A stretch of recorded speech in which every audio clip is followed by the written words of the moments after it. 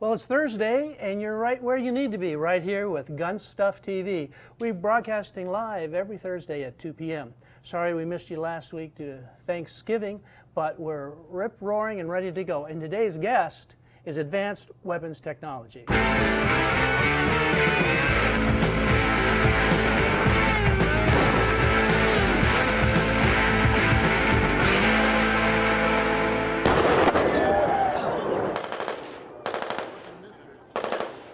Thanks again to our sponsors this week, Faxon Firearms. Now, you've been watching our show. You've been no stranger to seeing the Faxon logo, and we've been very appreciative this year of their sponsorship of Gun Stuff TV. And also announce our giveaway from 2 weeks ago. And our Munio giveaway is Matt Bowman. And Matt, thanks for watching the show. Send us your address. Now we're going to send you an email too, so we can send you out the Munio giveaway. And just so you folks know all about that, and you can register for free gifts at Munio.com. We'll show you that in a minute, but here's what we're talking about. Do we got one? Have one there? Yeah, right. Yeah. So you'll see that you get this here, and you can register this just by sharing this stream. Now, today's topic, we're talking about the 1911, the M1911. It was called the Colt Government, or just the Government. It was the most popular firearm of the 20th century, and it was invented by this genius, John Browning. And it was in use from 1911 all the way to 1986 until it was replaced by the M9 Beretta. But you know, they still made it popular, made it available to servicemen because it was so popular. And now we're talking about the new advanced weapons technology. These are master gunsmiths. Of course, we have with us today Don Fraley. And Don, I'd like to introduce you to members of our group here. And here's Scott. You've seen Scott before. I have. So We've Don, met a time or two. Thanks for being on the show. Thanks for having me very much. I appreciate it. So yeah, Don is well, a big fan, right? Yeah, I'm a huge fan. Don's. His work is outstanding. It's amazing. It'll make me blush here on Oh TV. yeah. Yeah, Well, we got to give it a turn just a little bit. But yeah, if you've seen our documentary, episode 3, season 1, Scott was there and learning all about advanced weapon technology, and then also the 1,000-yard shoot. Now you have to see that. I'm not sure which episode number that was, but that's also in season 3. Now, if you look behind us, you'll see the beautiful Cincinnati skyline. Now, you see that building way in the distance? That's what 1,000 yards looks like.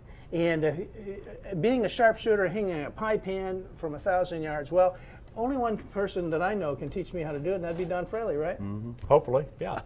Well, We can get you through it. Yeah, before we get too far into long distance shooting, let's talk about those 1911s we were talking about. What made them so popular?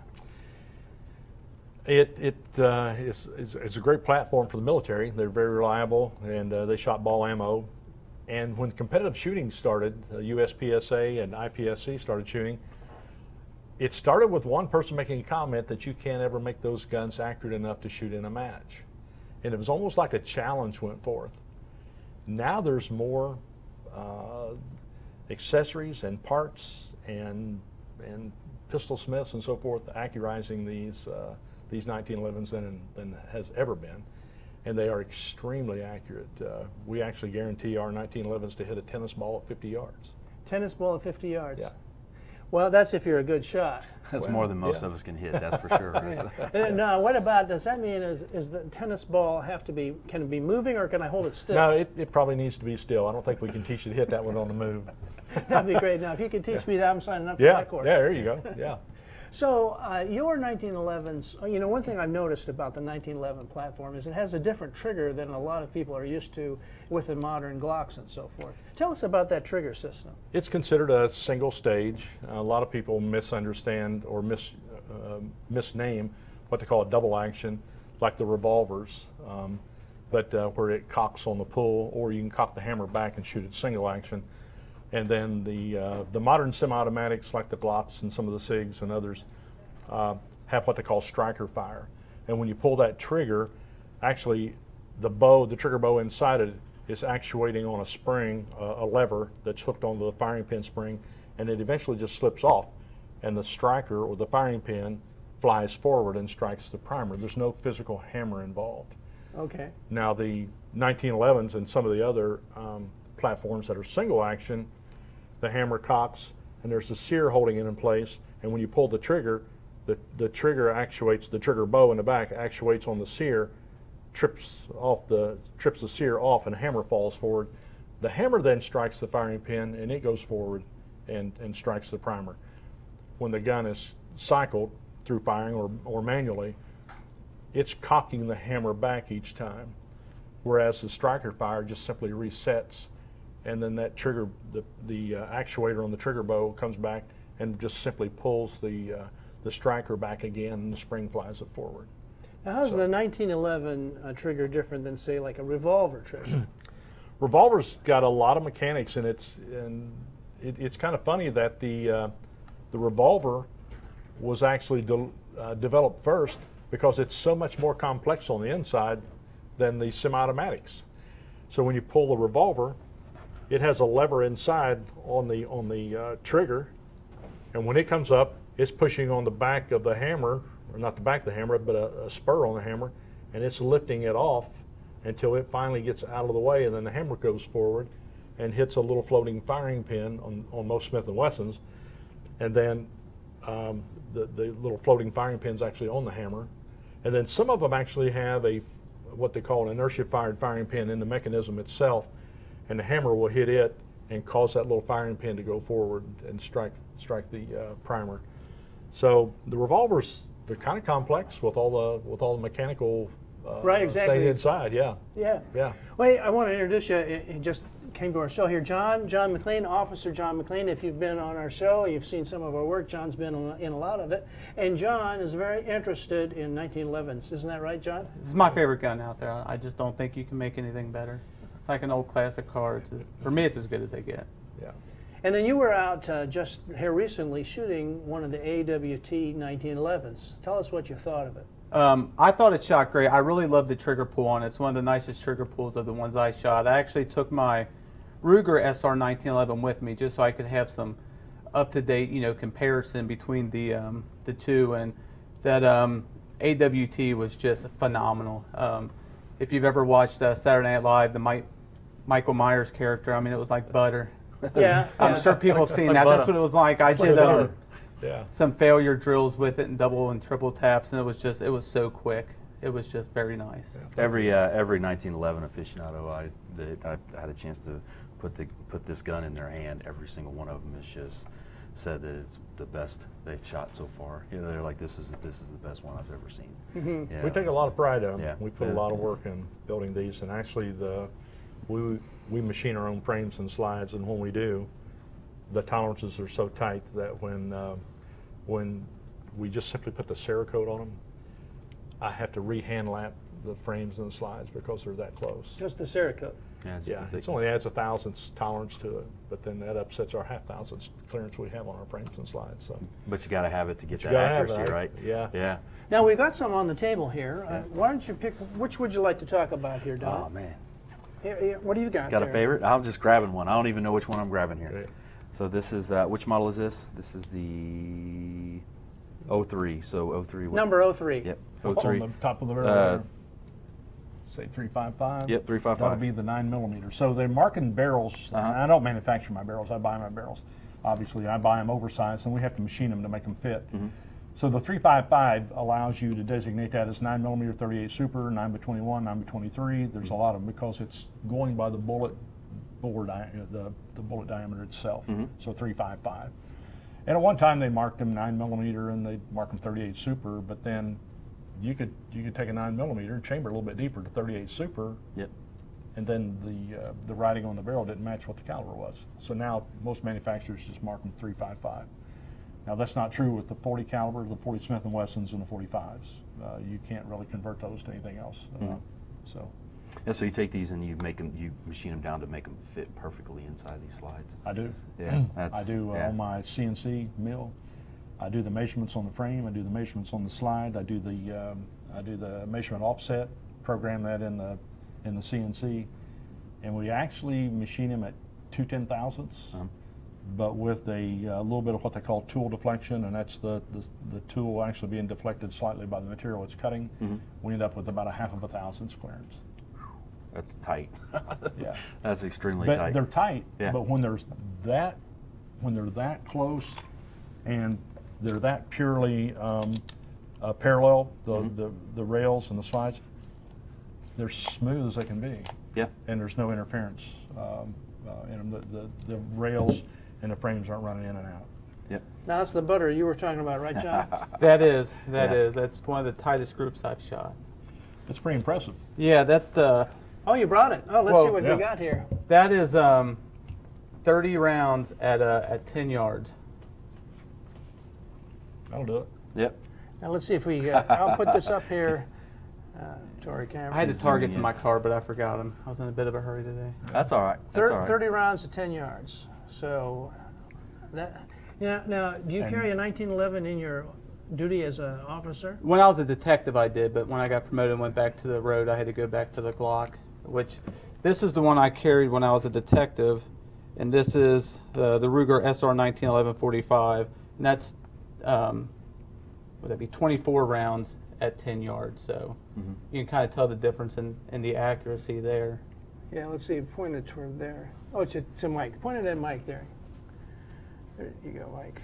So it was. So yeah, so it's much more accurate. So you were doing drills with this. I wouldn't say drills. I would just stationary and load it and come up, because at the it's at the point blank range where I went, they don't want you doing a whole lot of that. Yeah. As far as drills and stuff, they'll let you go up to a triple tap, but they won't let you. I really wanted to dump a whole mag out of that just to see how quick I could do it, but that's frowned upon. That trigger pull, I think I could have done it rather quick. But you weren't trying to like bullseye shoot. You were doing point. Oh no, I was trying to bullseye shoot. Okay, Yeah, cool. But I did some failure drills too, and it was still fairly accurate with that. Cool. Wow, the trigger pull on this is like, it is so minimal. Yeah, push in on your grip there, and it's about that was probably 2.5 pounds. If you see that. Our hammer sear There we go. disconnectors Yeah, are that's- all made out of tool grade steel, Yep. and then we set the angle on them and so forth, and then the 3-leaf spring inside them are match grade 3-leaf springs that we actually get from EGW. A good friend of mine, George Smith, who he and I actually kind of started building pistols about the same time. He's in Allentown, Pennsylvania, but I use some of his parts as well. He makes really good stuff. And we can get this. The hardest thing you can do with a 1911 is drop it on an empty, and that's as fast as the hammer can ever go forward without a round slowing it down being fed. And that's a failure drill we use with our guns to make sure that that hammer never follows. And yet we can still do about a 2-pound. I can get them down competitively. Our shooters, I'll get them down to about 1.5 pounds. I would love to try. Yeah. Before you send one of the next competition guns out, I would love to put a couple rounds through it just to see, because me myself, I've never had a chance to just really get behind a real competitive gun, like a world-class gun like this. It's always been, okay, I got this certain gun, and I put, somebody's, I put a good trigger in it, and I put this, that, and the other in it, but I've never had a chance to shoot something like this. These are better than just about all the guns I've ever shot anyways, but then to shoot one of your competition guns would probably be even better. And one of the things he was talking about earlier was with the triggers and everything was that with 1911s, they got the 2 bars come back on the side, so when you're pulling the trigger on a 1911, the trigger has to come straight to the rear. So on a lot of the guns nowadays, they're hinged up top here, so that the trigger has to swing down this way. So a reason a lot of people like to have the 1911 is because the trigger comes straight to the rear, and when the trigger is going straight to the rear, it doesn't have to hinge this way. It's a better mechanical motion for accuracy. It's more repeatable, so that every time my trigger finger is coming back, it's coming straight to the rear, which is a marksmanship fundamental. So it's the triggers on these. But then when you get a master gun builder, it starts really getting onto the triggers. Then it gets even better. Just a whole new world opens up. The other really neat thing about 1911 single actions is the trigger pull length. It's just very short. Whereas with the modern polymer type guns and so forth, they've got, like you said, have that long pivot. It's a long pull because it's cocking that striker fire back. and it takes quite a bit of movement to do that. Yeah, so you can get on these triggers, and it just a slight movement like this, and you can be sending rounds down range with just this much trigger movement, and you can't do that on a lot of these other guns out there nowadays. And I don't care how nice the trigger is in your Glock. I don't care how nice the trigger is in your new whatever. When they're hinged like that, they just mechanically takes more distance for that gun to fire. That trigger has to move a greater distance than it does in a 1911. Yeah. So you've conquered the machining requirements, so that the old 1911s that we carried along in World War I, you've taken it to a whole new level.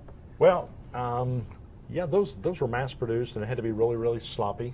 A lot of people. Yeah, because they're out in the trenches. They are, and if My grandpa if they out got in the trench. if they got full of mud. Now the other side of that is if it's tight enough that the mud can't get in it, they work pretty well too. Yeah. So anyway, yeah, we have good reliability issues with these, and you know we've shot them in every kind of match all over the United States and Australia. I sponsored some members of the U.S.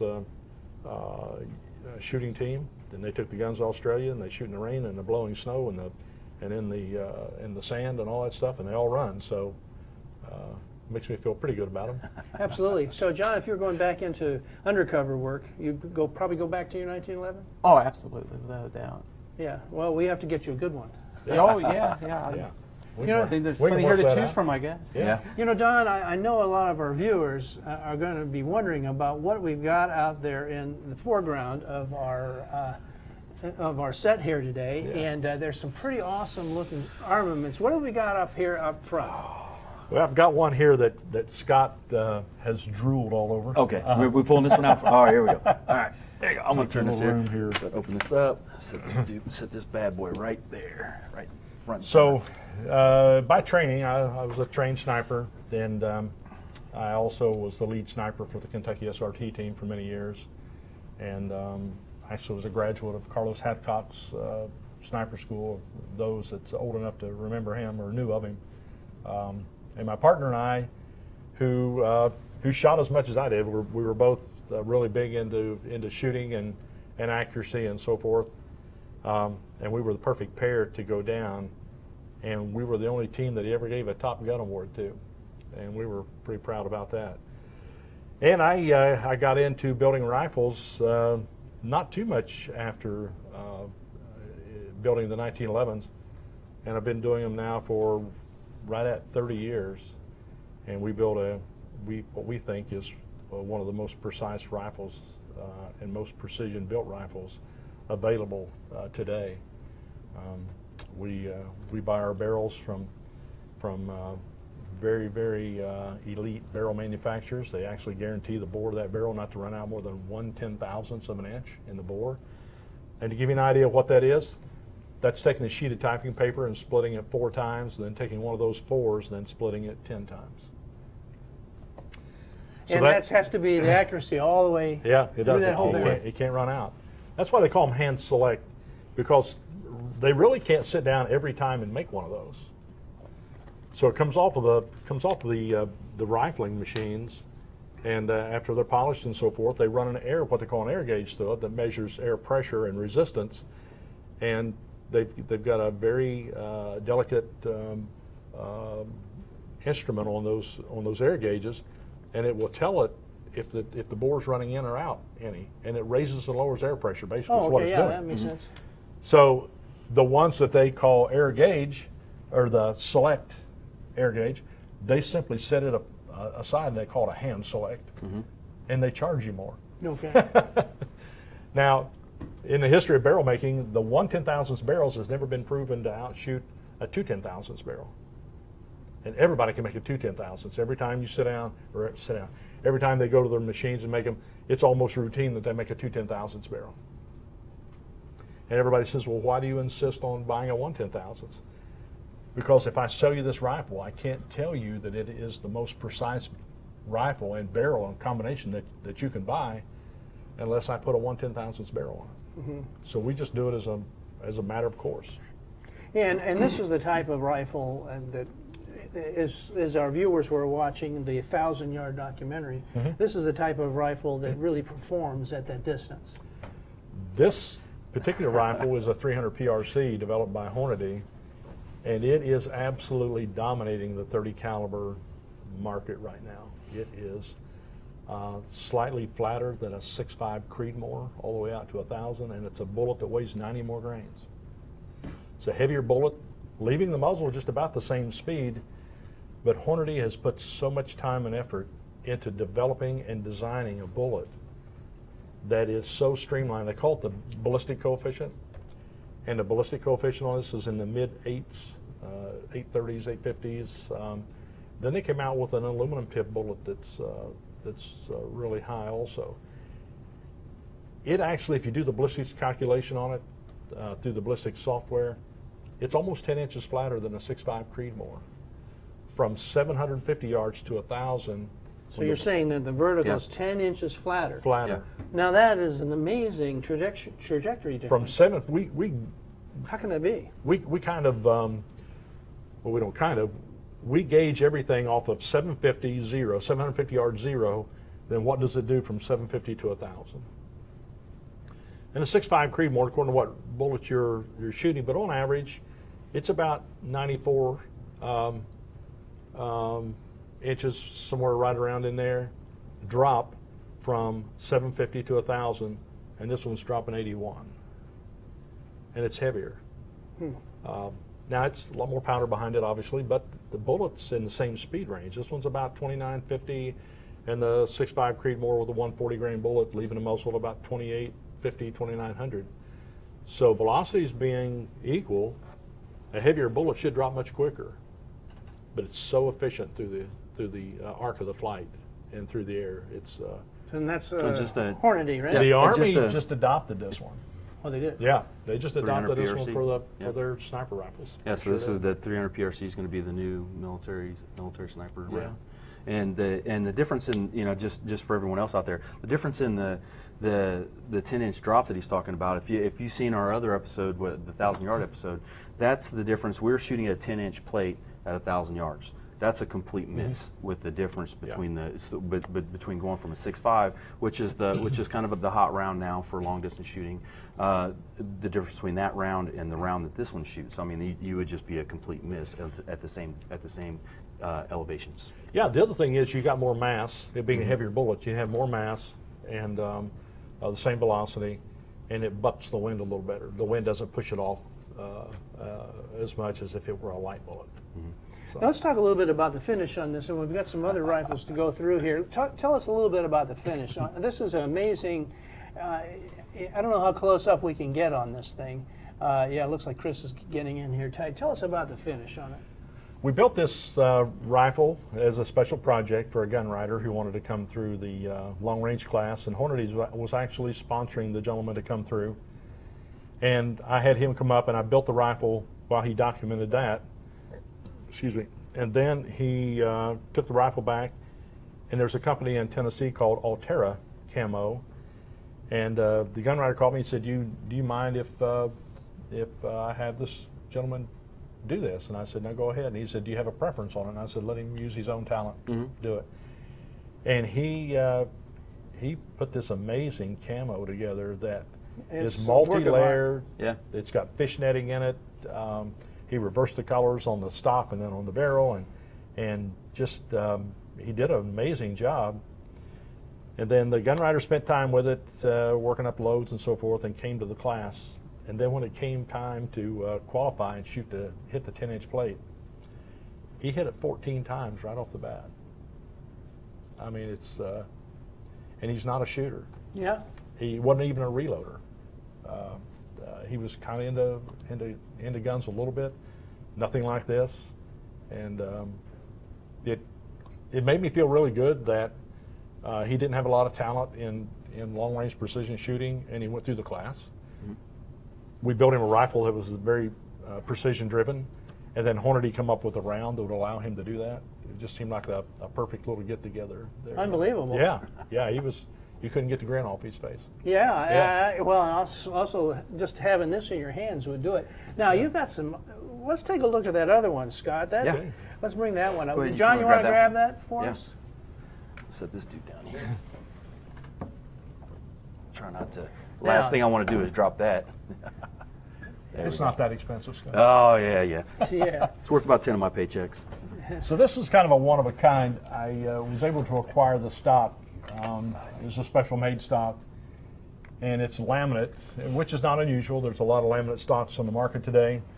This one, each one of the laminations is resin impregnated, which means they soak the individual laminates in this resin, so it can never draw moisture.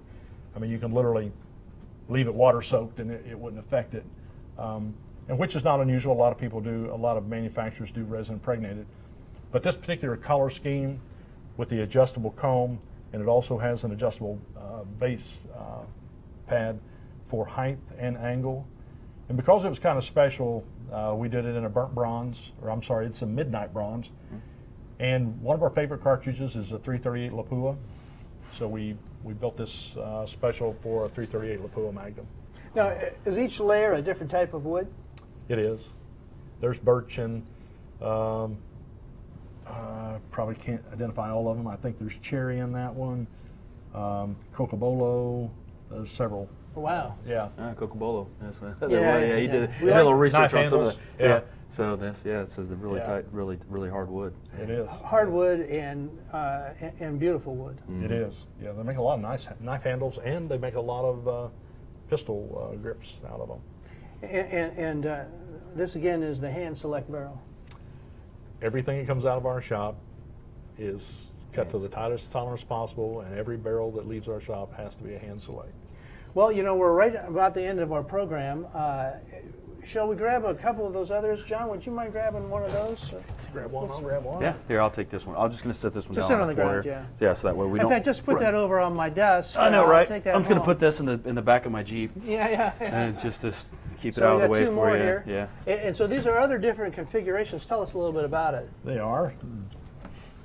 This is our tactical type rifle, and it's also a precision target type rifle. Also, it's according to what the end user wants to do with it.